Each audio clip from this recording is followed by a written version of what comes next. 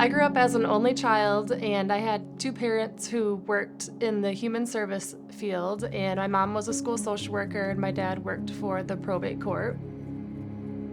Growing up in a household full of caring people really led the way to me being a special ed teacher.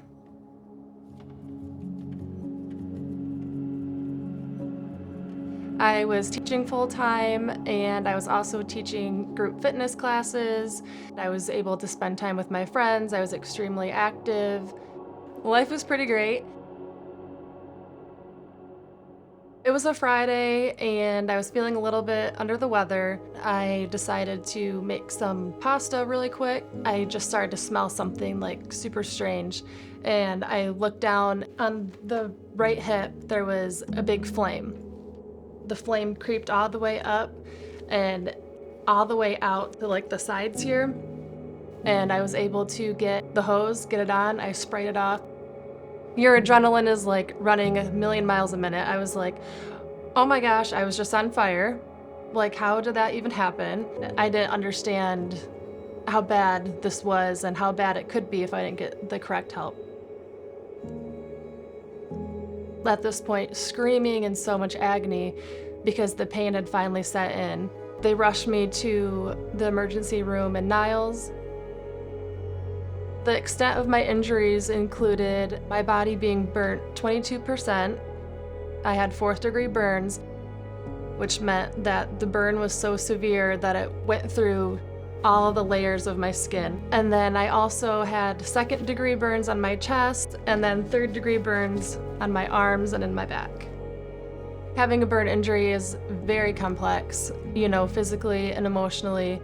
I think right before I went into my first surgery where they had to debride all my dead skin cells that I realized this recovery is going to take years.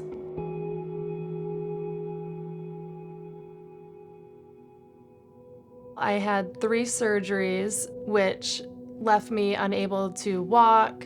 Recovering from skin grafting surgery from your donor sites is just as intense as the actual burn injury. It's not so much the fire itself, it was the recovery, having to go through occupational therapy, going through that pain, stretching, healing the actual wounds.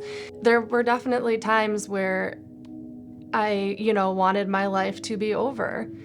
I've spent my adult life serving other people. Why did this happen to me? What did I do to deserve constant pain? I know deep down that God is good. I'm sorry. God is good, even though there's bad things that happen. Like, I always try really hard to see the positive and to still treat people kindly, even though things are not going well with me. And sometimes 3 years later, even after I've moved on, some random pain will come out and I'm like, why is this still happening?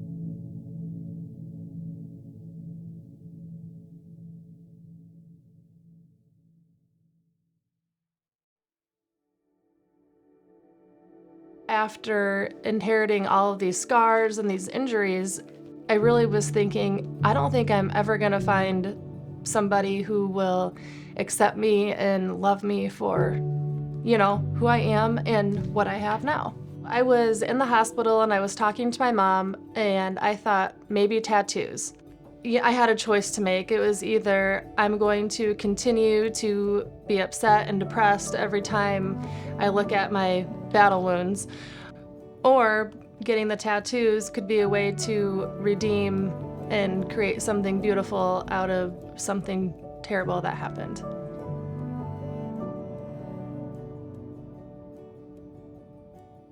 I was 29 years old, almost 30, and I'd always wanted to get married and have a family. So when I met Brad, I was going through a lot physically and emotionally. We had actually connected over our love for GCC. We ended up chatting one day over a food drop, and he continuously asked me out until I said yes. We finally met up, and the rest was history, and he's been here for me every step of the way. Love me, with wounds, love me with scars, and now he loves me with tattoos. even after meeting Brad and, having this amazing family, I still had questions. I was still going through it, but faith to me isn't just something that is a quick fix. This situation has showed me that even during hard, dark, painful times, God is always faithful. You just have to trust that God will see you through it.